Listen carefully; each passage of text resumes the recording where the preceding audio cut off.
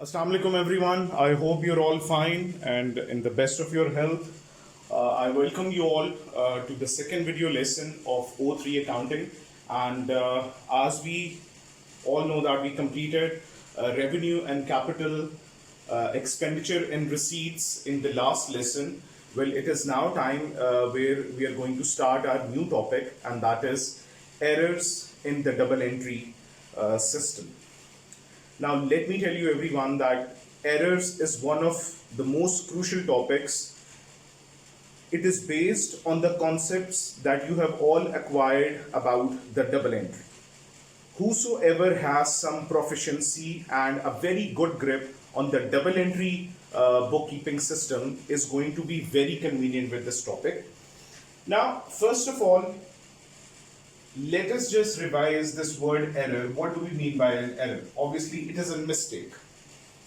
Double entry के हम जब रिकॉर्ड्स करते हैं तो डबल एंट्री परफॉर्म करते हुए काफ़ी मिस्टेक्स हो जाती हैं, ठीक है, बिकॉज एक हम सेट सिस्टम फॉलो कर रहे होते हैं. अपने तमाम हेड ऑफ अकाउंट्स को हमने as per the rules and regulations record करना होता है. नाउ व्हाट हैपेंस कि हेड ऑफ अकाउंट्स की जो ट्रीटमेंट है वो गलत हो जाती है. इसके लिए the better option is over here to recall the accounting cycle. Right, accounting cycle थी क्या? अकाउंटिंग साइकिल के कुछ प्रोसेसेस थे, जैसे कि एक ट्रांजैक्शन जब अकर हुआ उसको हमने रिकॉर्ड किया अपनी बुक्स ऑफ प्राइम एंट्री में. बुक्स ऑफ प्राइम एंट्री में रिकॉर्डिंग के बाद हमने इन्हीं ट्रांजैक्शंस को ट्रांसफर किया कहां पर? लेजर्स में. लेजर्स में से बैलेंसिंग करने के बाद we prepared a trial balance, और ट्रायल बैलेंस से हमने क्या प्रिपेयर की हैं? Financial statements. Now, 1, 2, 3, 4, 5 that हमारा मोटिव होता है financial statements banana.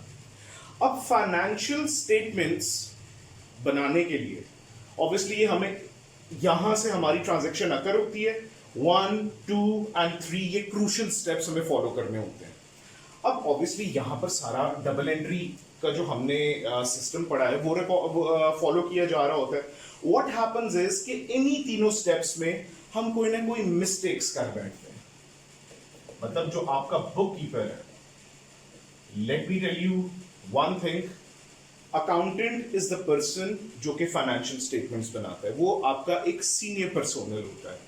Who is the person who is actually preparing or recording all these transactions? That person is known as the bookkeeper, जो कि बुक्स को मेंटेन कर रहे हैं यहां तक 1, 2 and 3. अब बुक कीपर कोई जूनियर अकाउंटेंट भी हो सकता है, अकाउंटेंट क्लर्क भी हो सकता है, कोई लेसर एक्सपीरियंस पर्सन होता है, बिकॉज ऑब्वियसली क्वालिफाइड अकाउंटेंट्स वो फाइनेंशियल स्टेटमेंट्स बनाते हैं. अब in such a scenario what happens is that अब ये जो मिस्टेक्स हो गई हैं उनको हमने कवर अप भी करना है, उनको हमने ठीक करना है. अब वो ठीक करने के लिए हमें ये समझना पड़ेगा कि हमारे एक्चुअली एरर्स होते कितने किस्म के हैं और किस तरह से हम उनको रेक्टिफाई कर देते हैं. The proper word that is to be used over here is rectification of errors. Rectification means किसी भी चीज को ठीक करना. Let's have a look on it.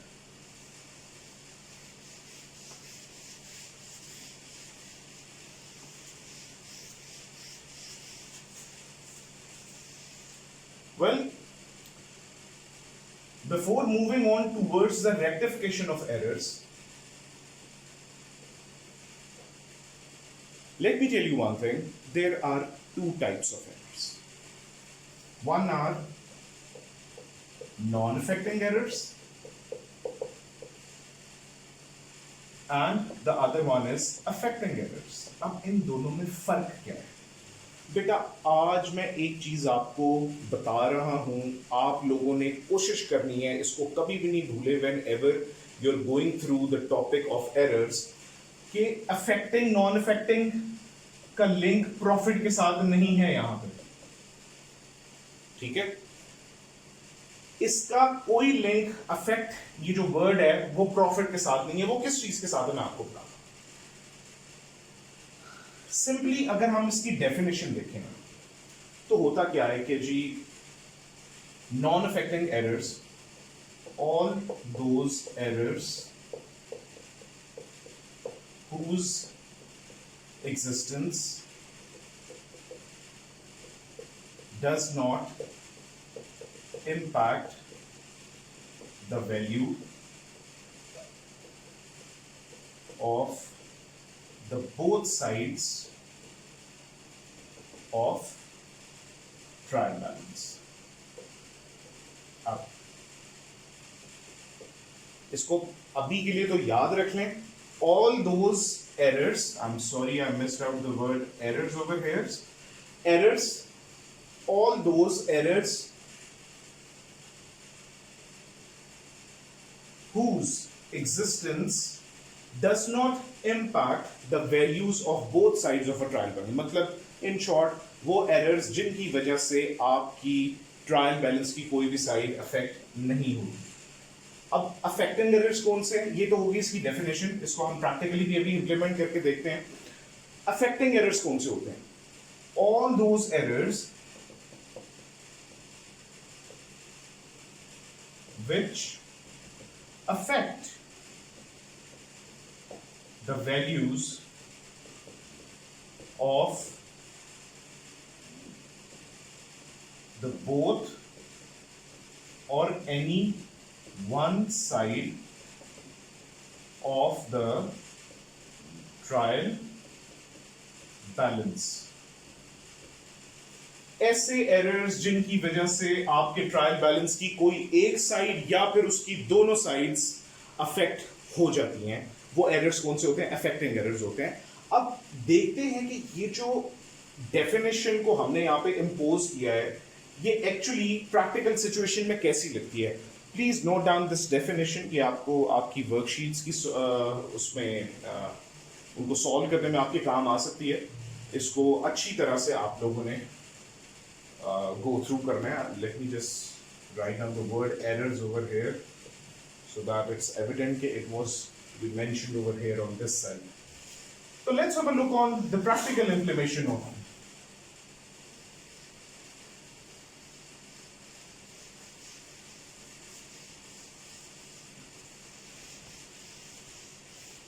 Okay.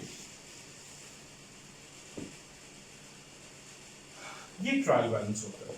अगर आपको याद हो ट्रायल बैलेंस क्या होता था, ट्रायल बैलेंस एक ऐसा डॉक्यूमेंट हम बनाते हैं जो कि ये चेक करता है कि क्या हमने पिछला जितना भी डबल एंट्री का प्रोसीजर फॉलो किया है क्या वो एक्यूरेट है, एरर फ्री है या नहीं। और वो कैसे पता चलता है? बिकॉज हम हर ट्रांजैक्शन के लिए दो इफेक्ट्स पास कर रहे होते हैं, one is debit effect and one is the credit effect, ठीक है। तो जितनी transactions as per the rules debit side पर आती हैं उनका एक टोटल आता है। लेट्स से फॉर एग्जांपल वो टोटल 50,000 आया है और ऑब्वियस सी बात है कि हमने डबल एंट्री रूल्स के अकॉर्डिंग जितने के डेबिट्स पास किए हैं उतने के ही क्रेडिट्स भी पास किए हैं, तो ये साइड भी जब हम टोटल करें तो 50,000 आनी चाहिए। और अगर ये दोनों साइड्स इक्वल आ जाती हैं तो we believe that the whole procedure of double entry that we have followed is accurate. अब नॉन अफेक्टिंग एरर्स का यहां पे क्या लिंक है भाई? I am going to tell you one thing कि नॉन अफेक्टिंग एरर्स ऐसे एरर्स हैं जो कि इस सिचुएशन में भी मौजूद हो सकते हैं। मतलब अगर आपके ट्रायल बैलेंस की दोनों साइड्स इक्वल आ गई हैं फिर भी देयर इज अ चांस कि उसमें कोई मिस्टेक हो जाती है। और वो जो मिस्टेक्स, वो जो एरर्स हुए होते हैं रिगार्डलेस ऑफ द फैक्ट कि हमारी अमाउंट्स दोनों साइड की सेम है, दैट मीन्स वो आपके नॉन अफेक्टिंग एरर्स हैं, they are your non affecting errors. ये तो हो गया नॉन अफेक्टिंग, मतलब आपके किसी एरर होने की वजह से आपकी डेबिट और क्रेडिट साइड जो ट्रायल बैलेंस की वो अफेक्ट नहीं होती। वो जो वर्ड है ना अफेक्ट, वो अफेक्ट का मतलब है the effect on the figures of the trial balance, वो तो नहीं होगी। अब अफेक्टिंग एरर्स, जैसे कि हमने डेफिनेशन में देखा था, अफेक्टिंग एरर्स हमारे कौन से एरर्स हैं? हमारे वो एरर्स जिनकी होने की वजह से हमारे ट्रायल बैलेंस की कोई ना कोई साइड, चाहे वो डेबिट है चाहे वो क्रेडिट है, वो अफेक्ट हो जाती है। लेट्स से मैं एक एग्जांपल देता हूं कि क्रेडिट साइड का टोटल जो है वो 49,000 आया, मतलब वो अब सेम नहीं आया। अब ये तो क्लियरली एविडेंट है कि जो भी मिस्टेक हुई है, मिस्टेक तो हुई है, दिस इज फॉर श्योर, लेकिन वो जो मिस्टेक, वो जो एरर हुआ है, that is now classified as an affecting error. क्यों? क्योंकि उस एरर की वजह से हमारे ट्रायल बैलेंस की एक साइड इफेक्ट हो गई है। या तो ये इफेक्ट हो गई है क्योंकि ये 49,000 है, या फिर ये भी इफेक्ट हुई है क्योंकि हो सकता है ये वाली साइड ठीक है, ये वाली हमने ज्यादा रिकॉर्ड कर ली है। तो अंडर या ओवर स्टेटमेंट दोनों चीजों के चांसेस मौजूद हैं यहां पे, but this is what actually happens. ठीक है, तो वो एरर जिनकी वजह से आपके तमाम दोनों साइड्स अफेक्ट हो रही होती हैं, उनकी फिगर्स इफेक्ट हो रही होती हैं ट्रायल बैलेंस की, वो आपके इफेक्टिंग एरर्स होते हैं। I hope it's clear to everyone. Now before we further move on के इफेक्टिंग एरर्स का क्या करते हैं हम, इससे पहले हम ये पढ़ेंगे कि हम नॉन इफेक्टिंग एरर्स का क्या करते हैं। Let's have a look.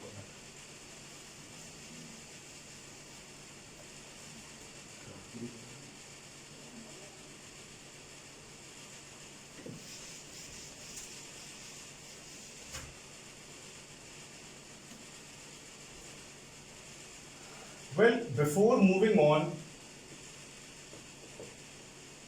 let me tell you that there are 7 types of non-affecting errors. कितने? 7 types of non-affecting errors, और उनके एक specific names हैं as per their nature. ठीक है? Non-affecting error का जो समझने का आपका मोटिव है ना, वो ये होना चाहिए कि नॉन अफेक्टिंग एक ऐसा एरर है जिसको हम यहाँ पे प्रूव करके दिखाएंगे कि उस एरर के होने की वजह से ना आपके ट्रायल बैलेंस में ना इक्वल इफेक्ट आता है, equal effect on trial balance. This is for sure कि ट्रायल बैलेंस की जो दोनों साइड्स हैं, डेबिट साइड क्रेडिट साइड, उनके ऊपर इक्वल इफेक्ट आएगा, जिसकी वजह से ट्रायल बैलेंस पर इक्वल रहता है, इसलिए इसको हम नॉन अफेक्टिंग एरर बोलते हैं। अच्छा, the names are as follows. The first one is error of omission, error of commission, error of principal, error of complete reversal,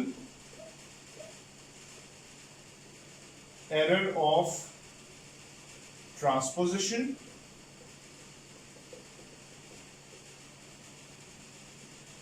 error of original entry, and the last one is error of compensation. तो ये basically 7 types of errors हैं, ये उनके नाम हैं, और ये नाम आपको याद होने चाहिए, एग्जामिनर आपसे पूछ सकता है एग्जाम्स में। ठीक है, ये वो नाम हैं आपके एरर्स के जो कि आपके अकर हो सकते हैं आपकी what do we call it, double entry records के अंदर। और इन एरर्स होने के बाद, ये वाले एरर्स अकर होने के बाद, आपकी ट्रायल बैलेंस की जो दोनों साइड्स हैं वो इक्वल रहती हैं। अब हम क्या करेंगे, हम टर्न बाय टर्न इन सारे एरर्स को स्टडी करेंगे। I have my motive to cover 2 to 3 errors today. इंशाल्लाह हम उसको कर भी लेंगे।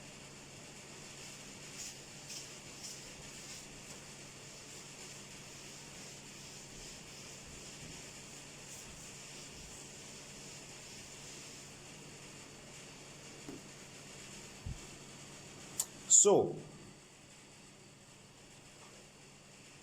the first type of error is omission.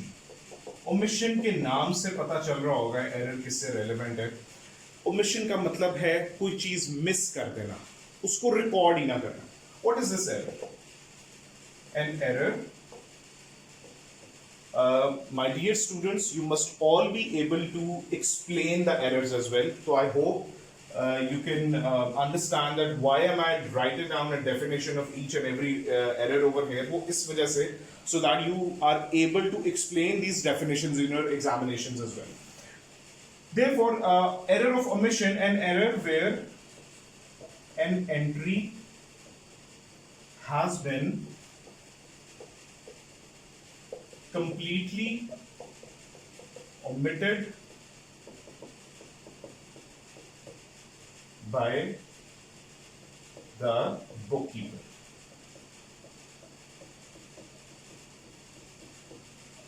एक ऐसी एंट्री जो कि एक बुक कीपर ने कंप्लीटली ओमिट कर दिया, उसे रिकॉर्ड ही नहीं किया, भूल गया है, मिस्टेक हो गई है, मिस आउट हो गई है, लेकिन उसने रिकॉर्ड नहीं किया। अब रिकॉर्ड करने का क्या मतलब है कि ना उसने कोई डेबिट इफेक्ट पास किया, ना उसने कोई क्रेडिट इफेक्ट पास किया, इन दोनों में से कोई इंपैक्ट नहीं उसने पास किया। अब जब कोई इफेक्ट ही नहीं पास किया तो इसका मतलब है ट्रायल बैलेंस के ऊपर तो there would be no effect. इस वजह से इस एरर को हम नॉन अफेक्टिंग एरर बोलते हैं। ठीक हो गया? अच्छा जी, now let me recall one thing कि एरर्स को बेसिकली हमने क्या करना होता है। मैंने आपको स्टार्ट ऑफ द लेसन में बताया था, हमने उनकी रेक्टिफिकेशन परफॉर्म करनी होती है। ठीक है, अब जब भी हमने रेक्टिफिकेशन परफॉर्म करनी है, रेक्टिफिकेशन का मतलब है कि उस एरर को हमने ठीक करना है। ठीक है, जो गलती हो गई है उसको हमने रिवर्ट करना है, उसको रेक्टिफाई करना है। अब उस रेक्टिफिकेशन को करने के लिए ना there are three things. Obviously ये डबल एंट्री है, तो एरर जो है हमने डबल एंट्री की सूरत में किया होता है, तो जब इसको ठीक करते हैं तब भी हम डबल एंट्री की ही सूरत में करते हैं, बिकॉज हम डबल एंट्री प्रोसेस परफॉर्म कर रहे हैं।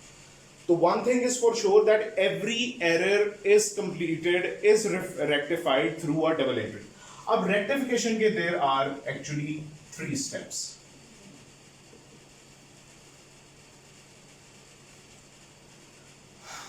पहला स्टेप क्या है, आप किसी भी ट्रांजैक्शन जो कि जिसका एरर हो गया है उसकी ओरिजिनल एंट्री लिखें। कोई भी एरर आपने किया है, आप उसकी ओरिजिनल एंट्री लिखें। दूसरे नंबर पे आप वो एंट्री लिखें जो कि आपने एरर कर दिया, जो एरर हुआ है उस एंट्री को लिखें। इन दोनों को कंपेयर करने के बाद ना आपको पता चल जाएगा कि अच्छा आपने किसको डेबिट करना था, किसको क्रेडिट करना था और क्या कर दिया, करना क्या था, क्या कर दिया और अब क्या करें।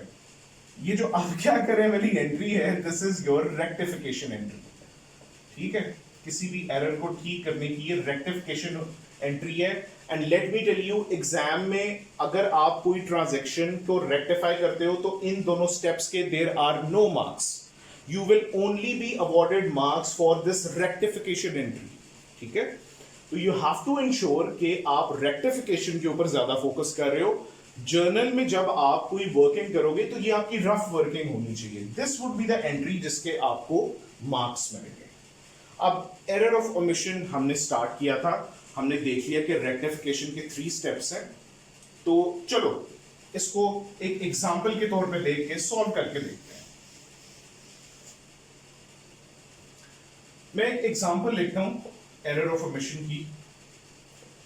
अ sale of goods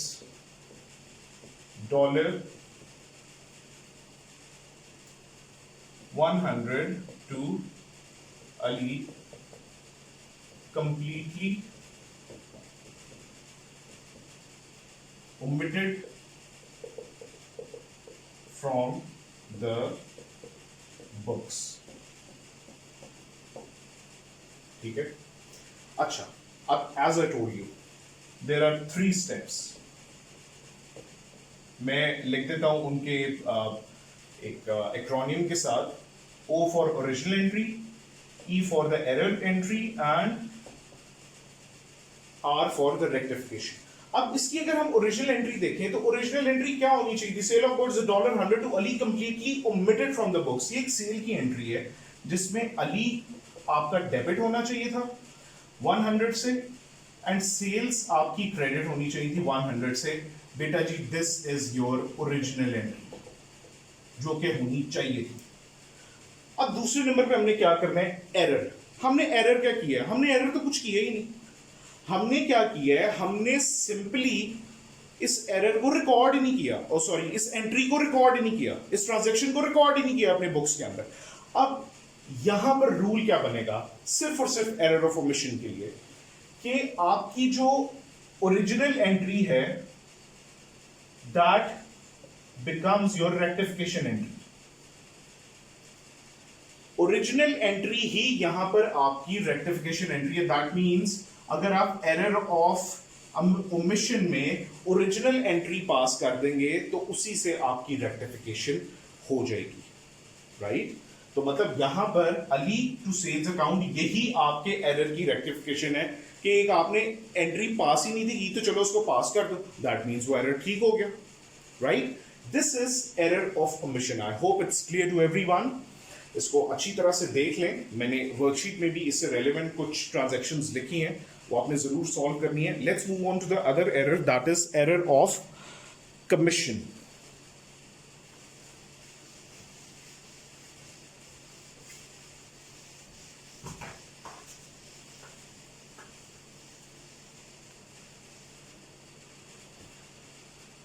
What is error of commission? It is an error where an entry has been posted in the wrong account of similar nature. Similar nature मतलब एक ही head of account.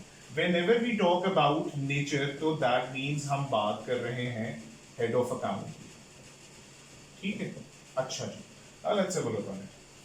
An error where an entry has been posted in the wrong account. हमने कोई entry wrong account में post कर दिया। Rule नहीं आपने भूलना, रूल क्या था हमारा, कोई भी एरर सॉल्व करने के लिए सबसे पहले उसकी ओरिजिनल एंट्री, फिर उसका एरर, और एंड पे उसकी रेक्टिफिकेशन एंट्री। तो इसकी भी एक एग्जांपल देखते हैं, तो और वो भी देखते हैं कि फिर ये सॉल्व कैसे होगा। एरर है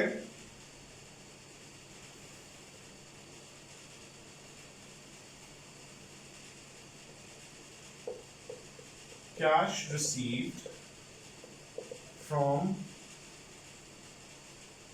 Aslam $200 wrongly posted in Akram's account. अच्छा, अब बच्चों एक चीज तो यहां पे फॉर श्योर है, आपको नजर आ रहा है विदाउट सॉल्विंग एनीथिंग कि भाई हमने पोस्टिंग किधर करनी थी, असलम के अकाउंट में, क्योंकि असलम से कैश रिसीव किया है। लेकिन ये कोई हमारा और कस्टमर था अकरम, हमने असलम के बजाय अकरम के अकाउंट में चार्ज कर दिया। अब बेटा जिधर भी चार्ज किया है इसका मतलब है डबल एंट्री तो 200 की अमाउंट से ही हमने पास की है, और ट्रायल बैलेंस में डेबिट और क्रेडिट साइड पे दोनों पे 200 का इफेक्ट जा रहा है। मतलब है कि ट्रायल बैलेंस इक्वल है। इस एरर की वजह से ट्रायल बैलेंस आपका इक्वल है। दैट मींस आपका जो एरर है ऑब्वियसली ये एक नॉन अफेक्टिंग एरर है, राइट। अब इसकी देखते हैं ओरिजिनल एंट्री क्या होनी चाहिए थी, ठीक है। इसकी ओरिजिनल एंट्री जो होनी चाहिए थी, कैश रिसीव फ्रॉम असलम $200, वो होनी चाहिए थी cash account debit 200 to Aslam's account credit 200। बिल्कुल जी, क्योंकि कैश रिसीव किया तो कैश डेबिट, और असलम क्या था हमारा रिसीवेबल था, खत्म हो गया, असलम को क्रेडिट कर दिया।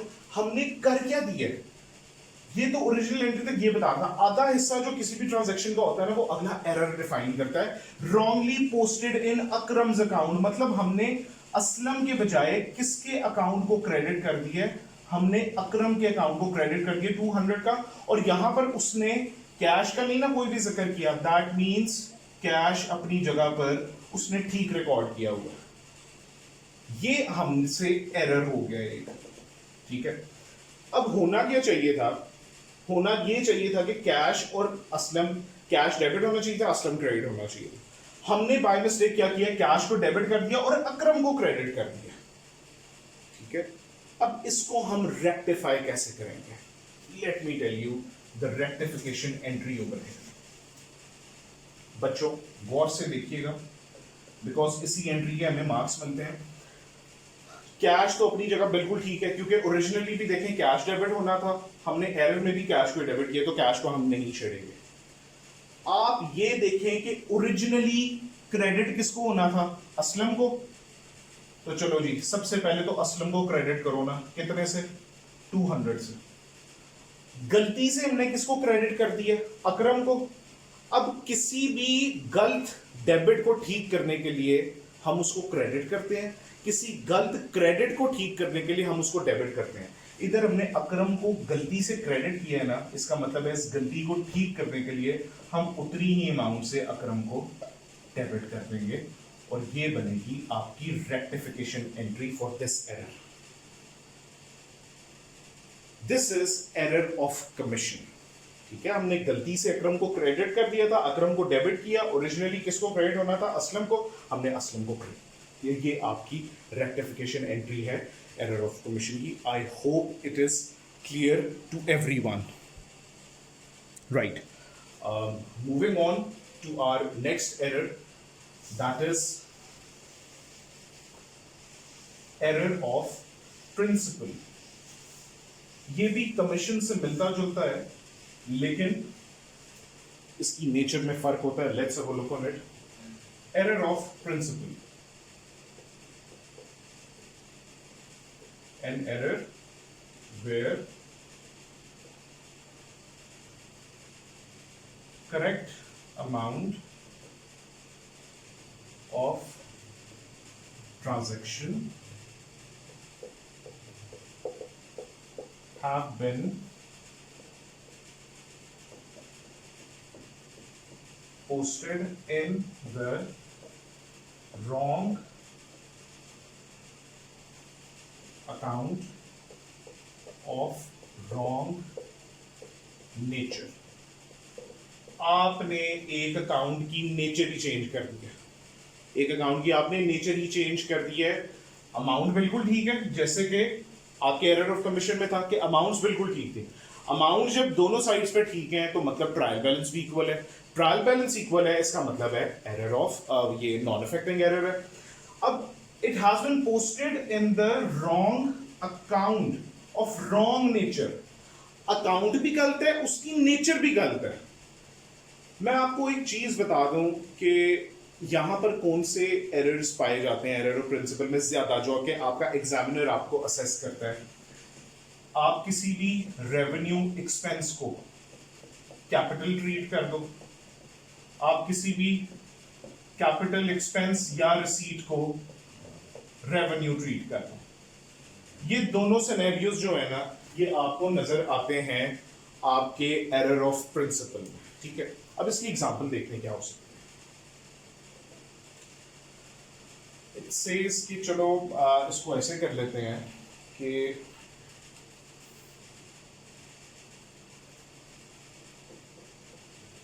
Purchase of equipment $2000 by check posted in